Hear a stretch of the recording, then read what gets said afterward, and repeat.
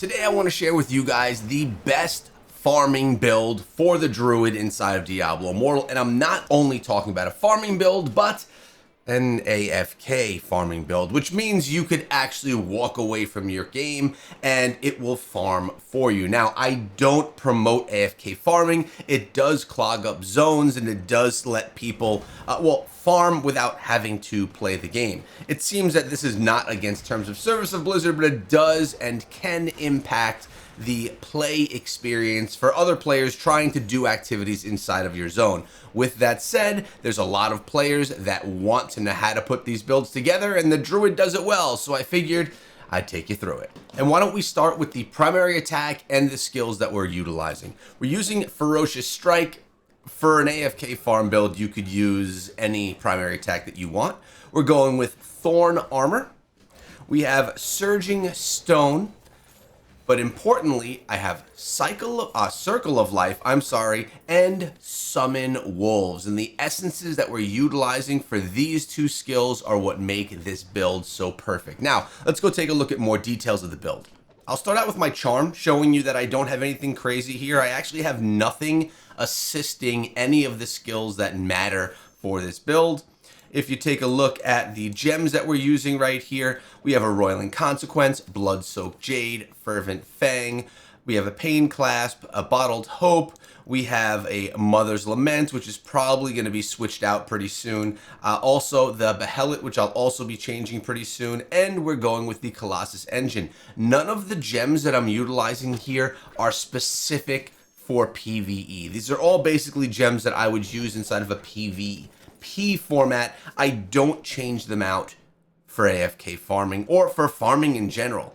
And that goes the same for the green set items that I'm wearing. There is potentially a better set item that you could wear for this build, but I don't even bother with it because I don't even need it. I can use the set items that I normally use, like the Vthu, a 4-piece Vthu's Urge. This is pretty important and it's pretty standard across many builds in this game. Increases the duration of beneficial effects on you and your party members, and increases the target's attack speed by 30% for 3 seconds each time you use a skill to grant the beneficial effect for yourself or your party. 4 pieces of Awakeners and you are, well, you're going to be winning. I also like to go with Mount Bank, and this is something that is actually good for AFK because it will protect you if you take any damage, and just a 2-piece which will give you that first buff. Each time you take damage, you have a 20% chance to gain an Absorb Shield that damages damage equal to 30% of your maximum life, and it can happen more than every 9 seconds. That can be valuable.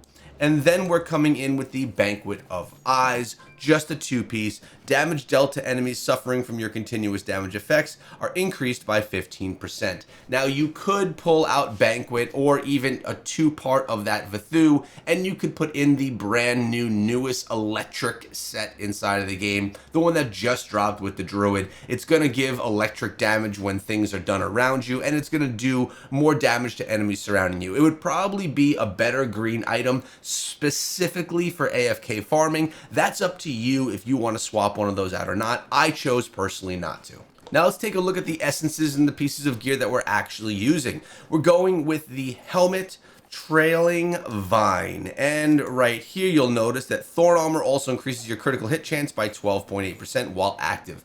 Keep in mind, some of these don't matter. Thorn Armor is not something you're going to be using if you're not actually actively clicking the button. Same thing with one of the other skills here, which we'll get into. And also, the Druid being a new class, it sometimes gives you dead slots. There's not enough essences to make every single slot productive for your build. And that's okay. We still can be, we can still put together a nice farming build.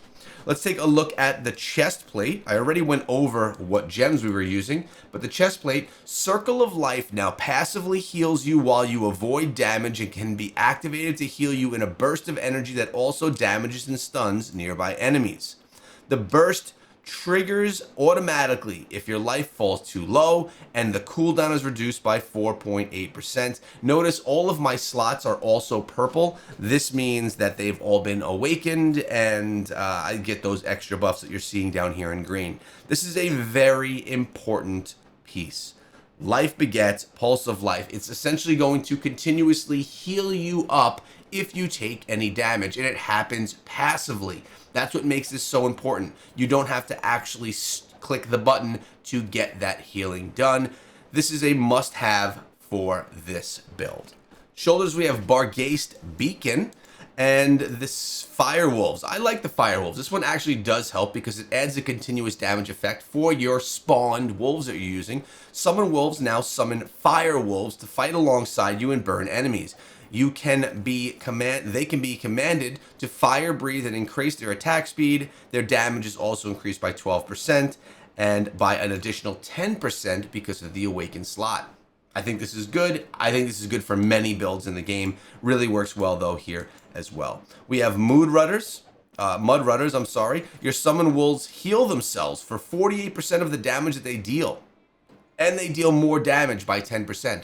So the wolves that are out there fighting to protect you while you're just standing there doing nothing are actually healing themselves by nearly 50% of the damage they deal. Essentially, they're never going to go down. They're always going to be there protecting you. That is huge.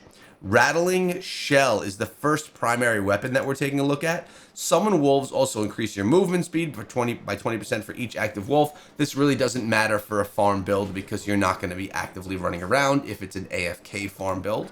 Then we have Branch of Growling Earth. This one here, Earthquake, it's not even an active. I do not have another primary weapon that could benefit this build. So essentially for me, this is looking like a dead slot. It doesn't matter what you put in here. Now, your secondary, we have Goring Brace and Ferocious Strike, which is your primary attack, generates an additional 7 primal power when hitting an enemy, can only occur once every 3 seconds, plus the Ferocious Strike damage is increased. I do use this build when I'm actively farming. I will run around open world utilizing this same exact build to circle farm or to run bounties and things like that. You'll see it on the stream that we're doing this week. And this is really nice because when you are hitting enemies with your primary attack, you're building more primal power, and that's going to allow you to have the ground exploding around you essentially endlessly. You got to stay tuned to the streams that we have incoming so you can take a peek at how that works. Then we have our secondary, which is Sedarkin, and this one, Summon Oak no longer passively summons. Well, the funny thing is we're not even using Summon Oak. This is a second dead slot. Now, dead slots happen because the class is so brand new.